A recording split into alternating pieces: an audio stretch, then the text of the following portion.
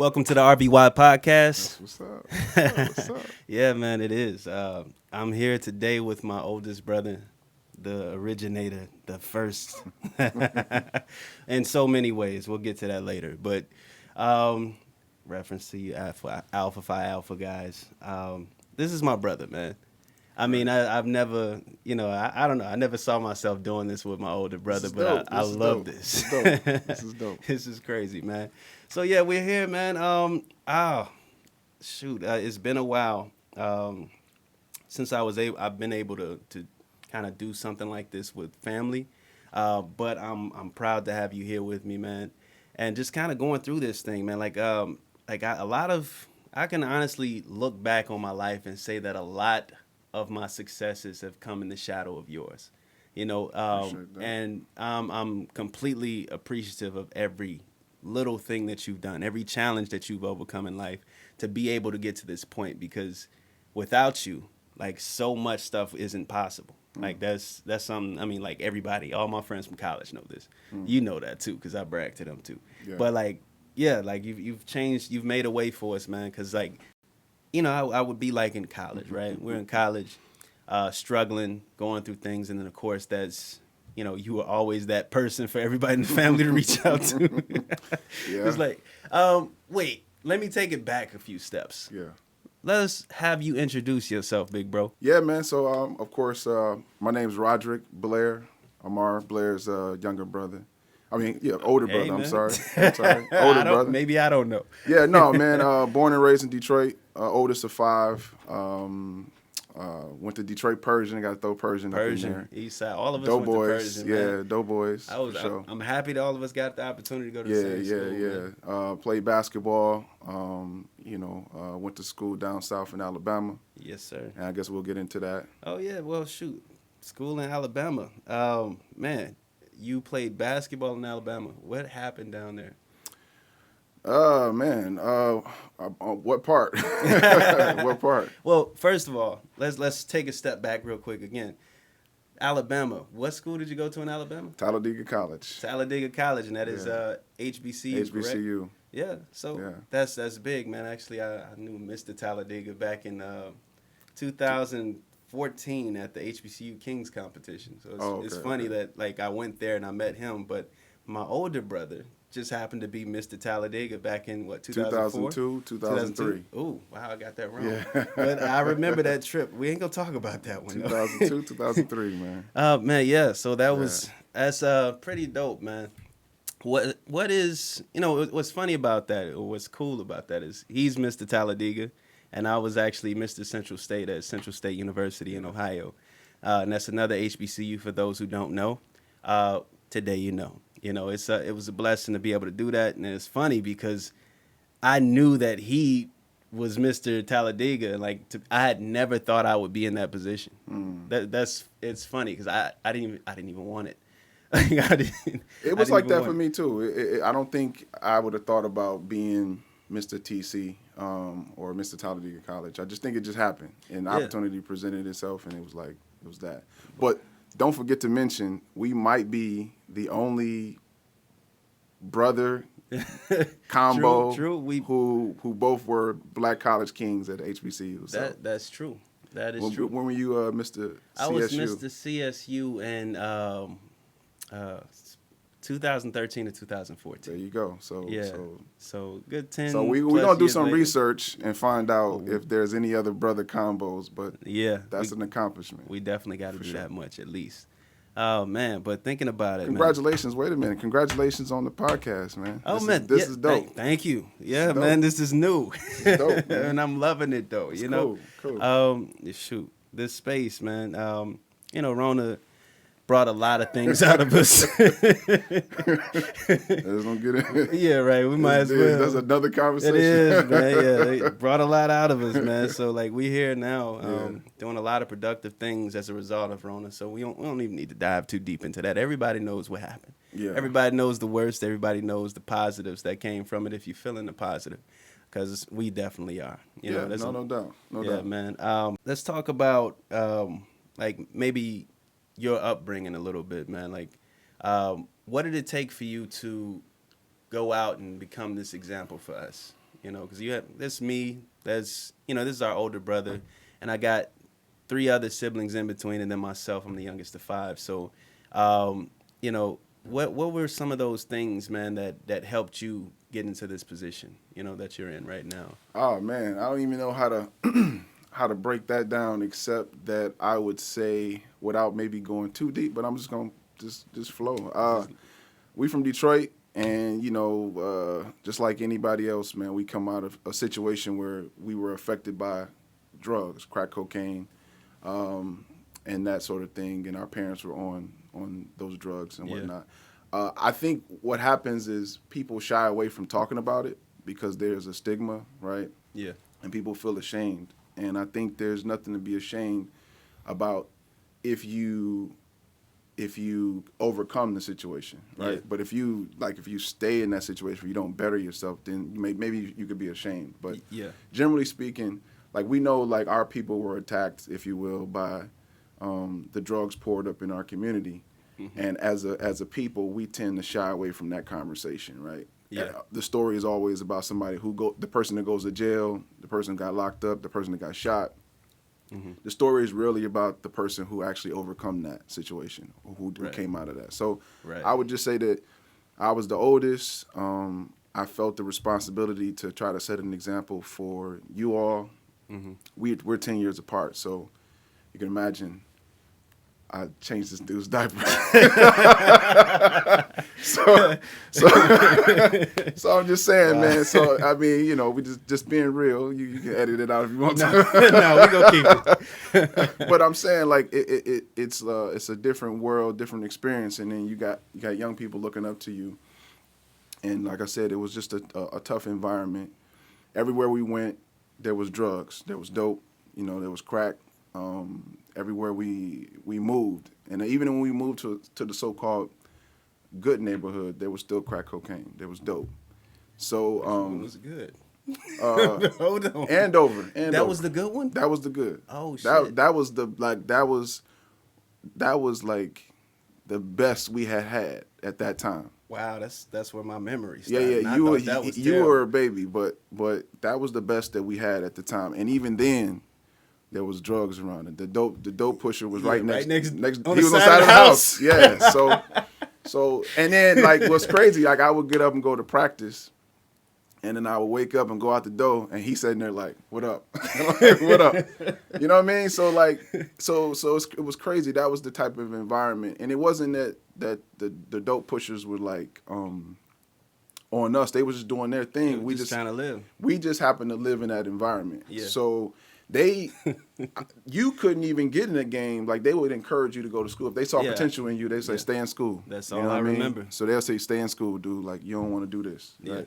It's not that we were trying to, but that was the environment. So when I say a motivation, it's kind of like seeing everything around us. And this is really we could probably do multiple shows on the topic, but just seeing all these things in our environment, hearing the statistics about being, you know, like the statistics of not making it to age 25 or whatever the case may be. That's a real thing. All those things were like coupled up into a desire to want to make it. Right. So bottom line, man, is I just wanted to, you know, just set an example, and I just had to get serious about it. Hey, man. You know, and then that's really what it comes down to. That's a short version of what led me, or the motivation to set the example. Because man, I mean, you know, our parents divorced when I was like 12. I think I was like one or two. You know what I'm saying? Yeah. So my dad always used to say, like, when I'm not around, you're the man of the house. Yeah. So my father used to like put that in me. So it was kind of one of those things where I felt like it was my responsibility when he wasn't around to kind of be a father figure. Yeah, well, you did that very well, as well as, like, you know, all them tough lessons. It worked out. I mean, you know, so I'm just saying that at the end of the day, like, there was a drive that sometimes everybody don't have that drive, right? Everybody don't get it. So there's a lot of people that come from that environment, but they don't have that drive, man. So it was just this drive to want to be successful, and it wasn't automatic, right? Because it's like, man, like, you know, there's just so many situations where you can get tripped up. Mm-hmm. And it was one of those things where I just wanted to make sure that I made it and set an example. That was pretty much it. Well, you did a damn good job at that. And trust me, you got siblings who are happy, with that example, man. And even beyond the siblings, your nieces and nephews who benefit from it. So like, your influence did that much, man. I mean, and first let's go back and talk about the strength of our parents real quick, man. Yeah, no, I mean, that's it. I think that you hear when people talk about their parents being on drugs or whatever. Yeah. I look at people's eyes and I look at and they almost like don't talk about your parents like that. Right. Like, yeah. Right. It's like no, like I'm not. I love my parents. You know what I'm saying? So it's not like I'm saying that they were strong enough to overcome that situation for us. Yeah. Right. So I'm just stating that this is what we went through, and to negate that or to like overlook it or to try to act like that didn't exist, it takes a part of you away. You know what I'm saying? Yeah.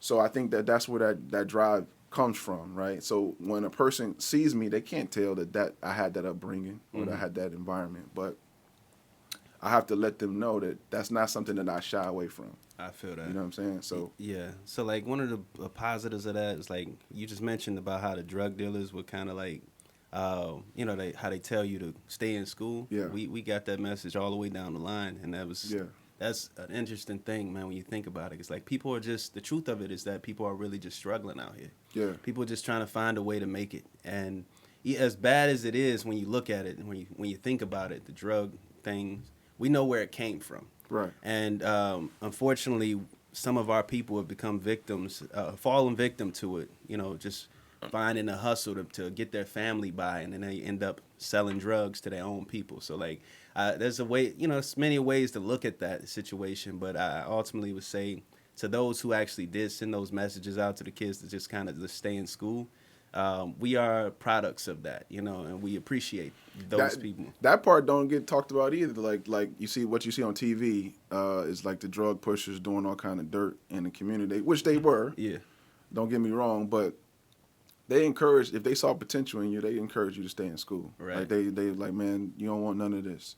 Yeah. They had enough sense to know that, hey man, I don't want to be doing this, but they were doing it. Yeah. Which told me they had ambition, because if you can be up at 5 o'clock in the morning, right? You know what I mean. You can do something. They just never. A lot of these guys just never transition. Yeah, they know how to put it together.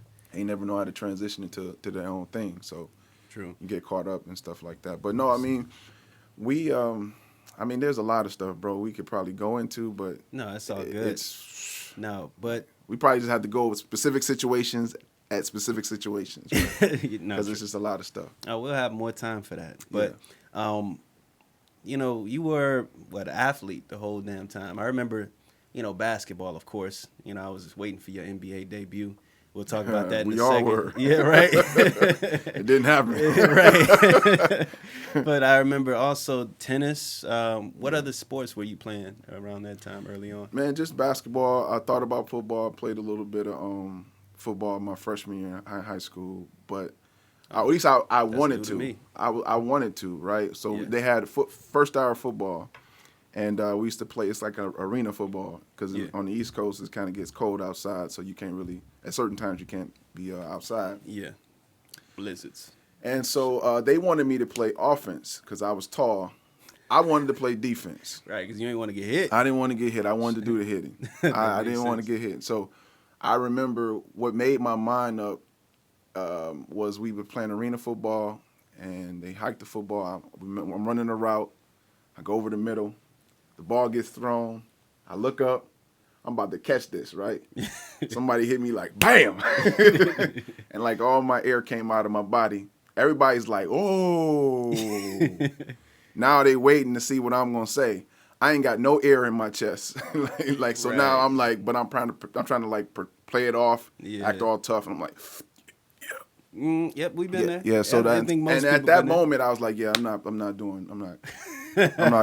That made you quit football altogether. No, it ain't made me quit. It just was like, ain't it. No, I'm cool. I think, And then I think the coach said, if you don't like devote, so they were trying to like pull you one way or the other. If you don't devote yourself to this full time, and only this, and I'm like, bro, like basketball is my first love. Like, right. So how did you get into basketball? Man, I always loved basketball. It just was. So we always played in the neighborhood, so it wasn't like foreign to me. But I never played organized ball. We couldn't afford it. And And then we moved over to the east side near Andover, St. Rita's, Reach. I was about to mention that. And so I went in there and basically played with Verge, Mark. They were running the show. So I come in the gym. I got a Michael Jordan jersey on, the 45. And so they think because I got the Michael Jordan jersey on, I can ball.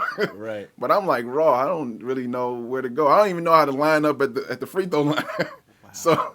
But I love basketball. So I just walked in the gym. And then after that, they knew, okay, I'm going to have to work with him.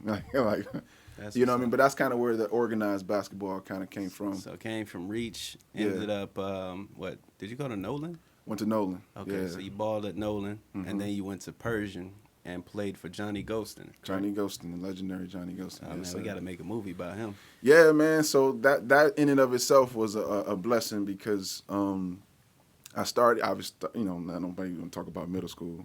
Matter of fact, I got a friend.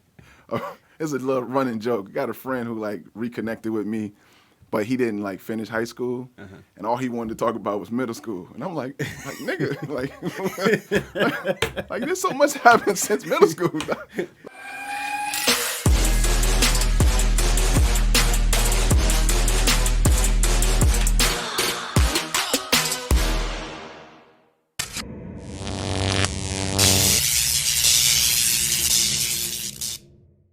So, went to Persian that summer when my freshman year. Summer of my freshman year, I didn't work out. I had a little girlfriend, so I kind of just was like chilling. I really wasn't working on my game. And so I tried out, got there. I didn't make junior varsity. So that's because I really out of shape and just really wasn't working on my game. So they had something called PAL. PAL was like the police league, police academy league or something like that. Police Athletic League, I think it was called.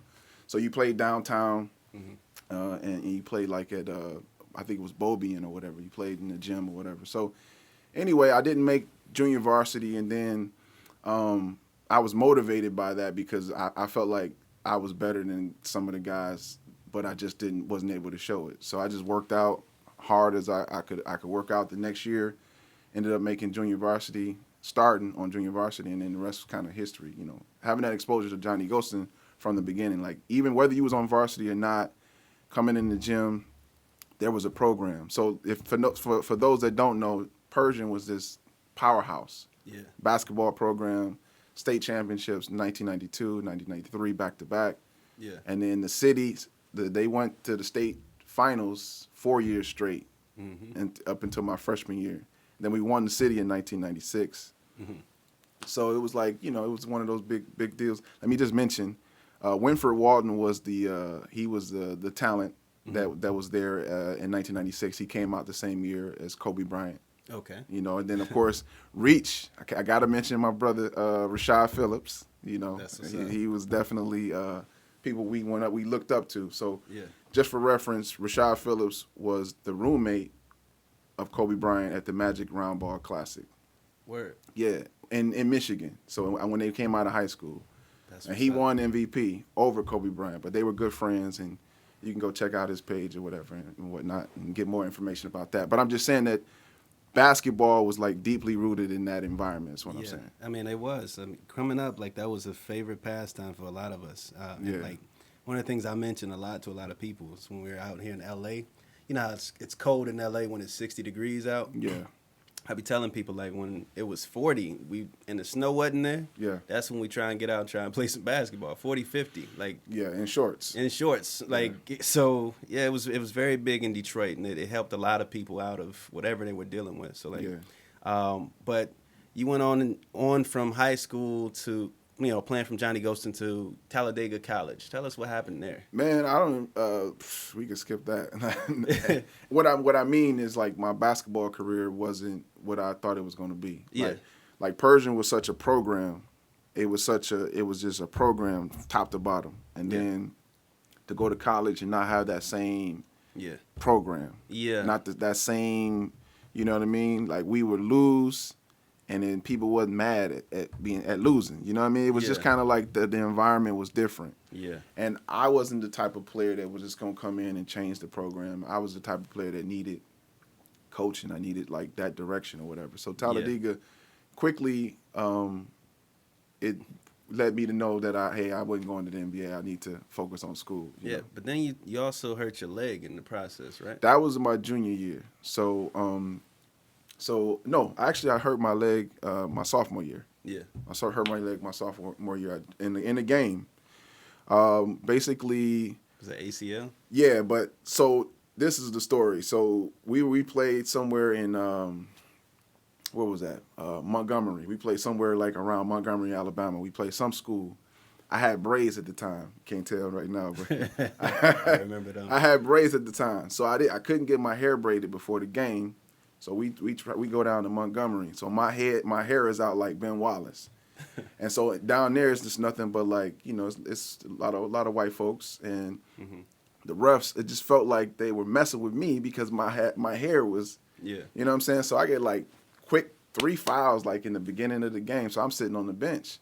And I don't know, I got back in the game, and I guess we grabbed a rebound, and I came down and hit my knee hard on the floor. It felt weak, but nothing happened, right? So I didn't think nothing of it. We go into the next game, like in the beginning of the game, maybe the first 3 minutes or so, we running up and down the court. All I remember is trying to go up I actually went up for the rebound, got the ball in my hand, came down, and my leg just went just like that. And just fell down, man, torn ACL. Dang, son. And like I said, it was like, let me focus on school because obviously this is not, I'm going to use it, but this is really not going to push you that far. I'm not going to the NBA. Got it. So with that realization at that point, you're in college, you come to the realization you're not going to NBA. You were studying accounting at the time already? No, I was studying management. So I went to school I actually wanted to major in computer information systems. So I actually wanted to go into computers. Huh. I got accepted to a lot of schools. I got every school I applied to, I got accepted to except Dayton, which I hate them today. But I didn't get accepted to Dayton. So anyway. You wanted to go to Dayton?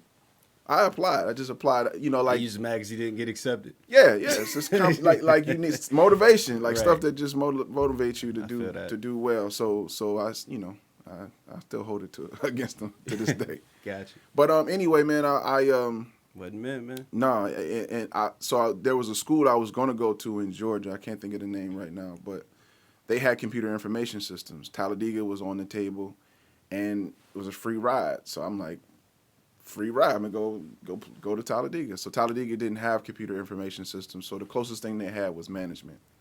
And then I had a professor. His name was Dr. Chichioki, and he was talking about Walmart. He kept talking about Walmart. Did he say he hate Walmart? No. He definitely said that every chance he was high on Walmart, and he was over management. So it occurred to me that his ceiling was Walmart.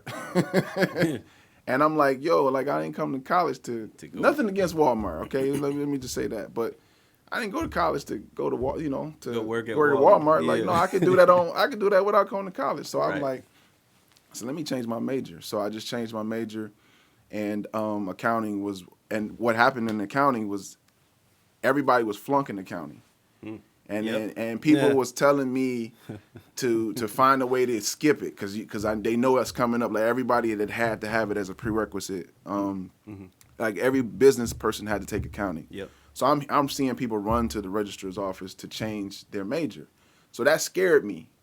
But I'm thinking about y'all. I'm like, man, I gotta make it because I gotta set an example for y'all. So I'm like, you know what? I'm just gonna study hard. I'm just gonna study hard. Right. And that scared me so much so that I studied so hard that I was actually good at it. That's funny. And then the guy, the professor told me that I was the first male to get an A over all the girls in 10 years. So then I was like, okay, let me change my major. And then that was kind of the rest was history. That's good, man. I mean, so the good thing about that is, obviously I also went to school for accounting. And yeah, that's right. I think the motivation came from your success already, right? You had already been successful in accounting, and I remember hearing the numbers. Yeah, I think either you said it or my mama knew, and she just couldn't hold it in. And I was like, "Oh, that's what they make." So I'm like, "All right, I'm about to get up out of Detroit, and make that too." So yeah, I took an accounting class 11th grade, man, and then obviously went into that when I got to college because I figured I could do it too.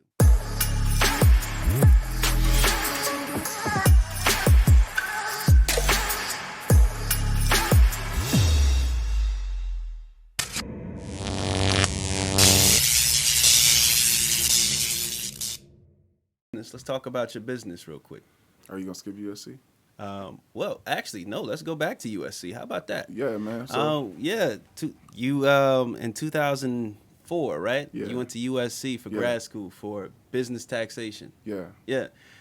At Marshall School of Business. Yeah. Yeah. It's funny because they were teaching that at Marshall at the time. They ended up moving it to Leventhal School of Business 10 years later when I got there. So yeah. Okay. So we both ended up going to USC. Man, what was that experience like for you? It was cool, man. It was an opportunity to like kind of do my thing, and it was different because it was like a predominantly white institution. So I'm used to going to like a HBCU, and it was just one of those things where I was just I'm number one. I'm in LA, so it's kind of like it's a blessing in disguise. I'm coming from Detroit, and just it's one of those things where I was just like, you know what, I'm out here. I got to make it happen. One of the challenges that I was facing was that when I graduated in 2003, there was no jobs. So it was kind of, and I actually worked at Walgreens as a manager.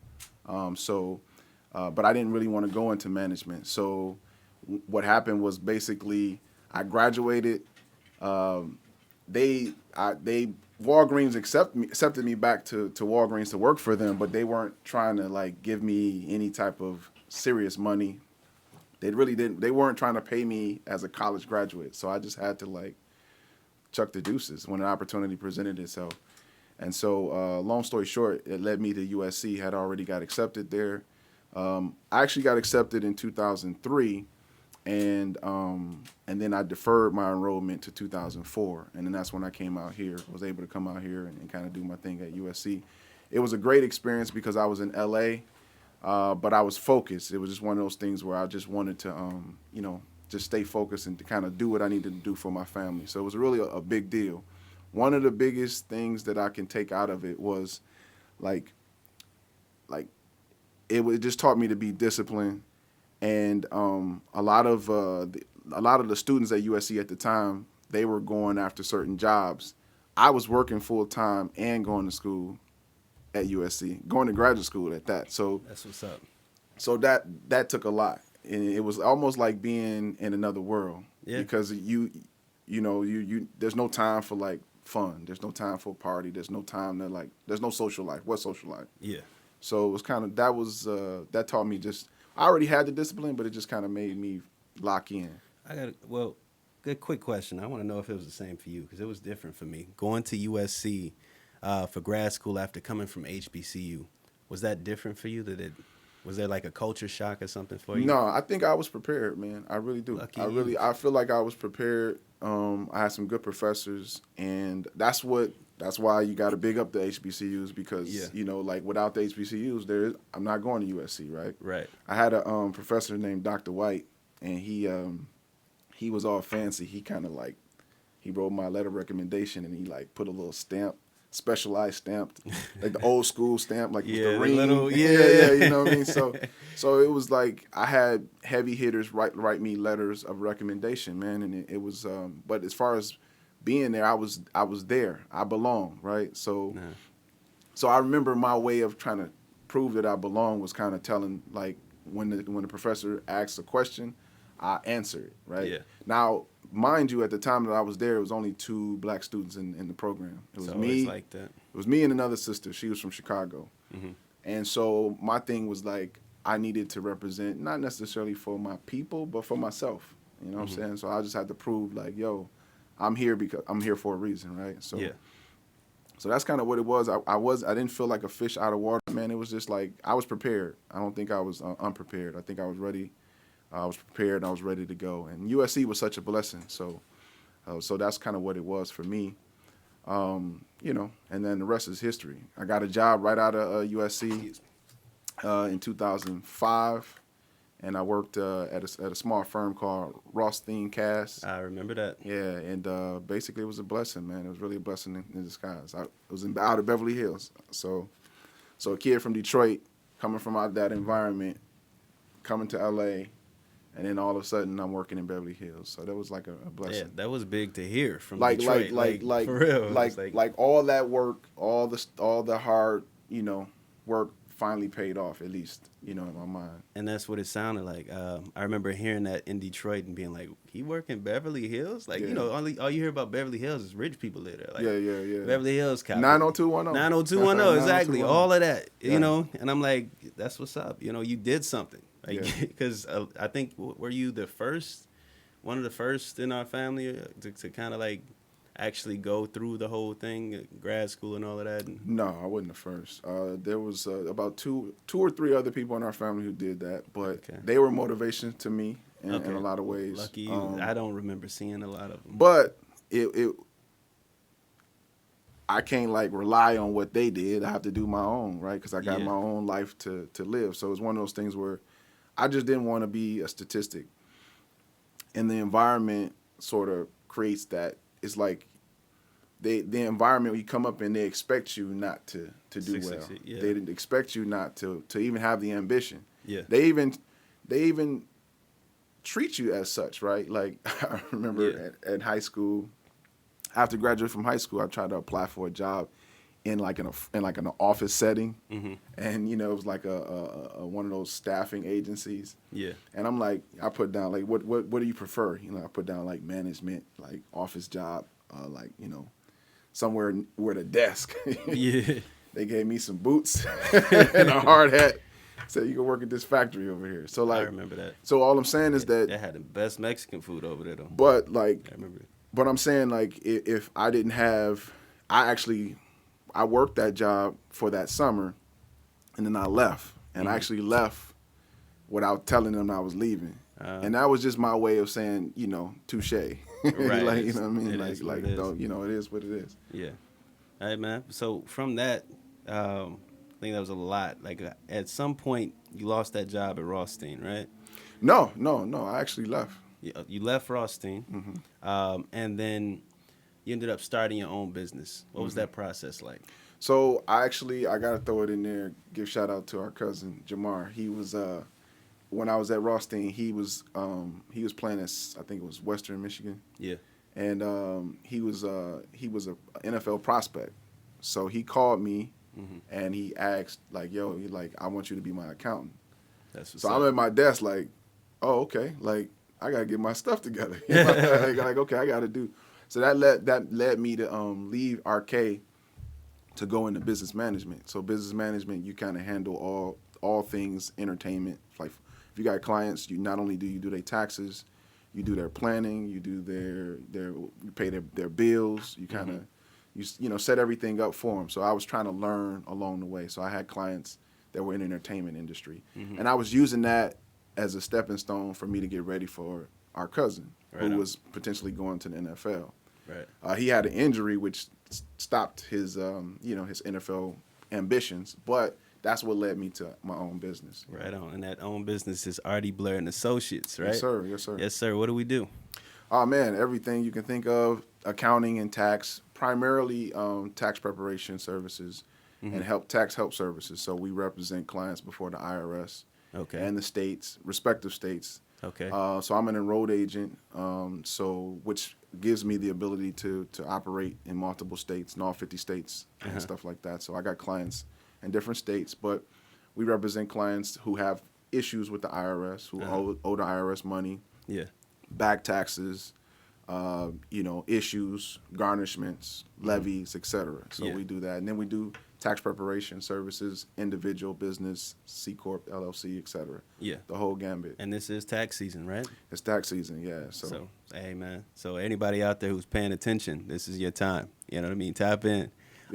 Where can they find you on social media to get tapped in with you? Yeah, no, RD Blair and Associates Instagram is RDBA Tax on Instagram. On you can find us on Facebook at RD Blair and Associates. You can just type that in, you'll find us there. Okay. And on our website www.rdbatax.com. Again, www.rdbatax.com. And that's it, y'all. Y'all heard it. It's official. This is rdbatax.com. RD Blair and Associates. RD Blair and Associates. All right. So been in business 10 years, 10 plus 11 years. now, yeah, 10 plus years, 11 years now.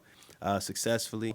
Tax business is going strong. It's tax season. It's time to tap in. So will we be able to find a number on that website too? Or Yeah. 310 tell him like Mike Jones. 706-4044. Again, 310-706-4044. Mike Jones never said it once. Yeah, for sure. So fax 424-233-0704. That is our fax number. Right on. So, bro, I appreciate you coming on this podcast. Oh, man, it's today. an honor, bro. Oh man, definitely. It's an honor, man. And I can't wait to jump on yours, man. Cool. Now we got something coming down the pike, so we'll talk about that later. For sure. We'll talk about it. But thank you, bro. All right, man. And Appreciate peace. it. Congrats, man. Thank you.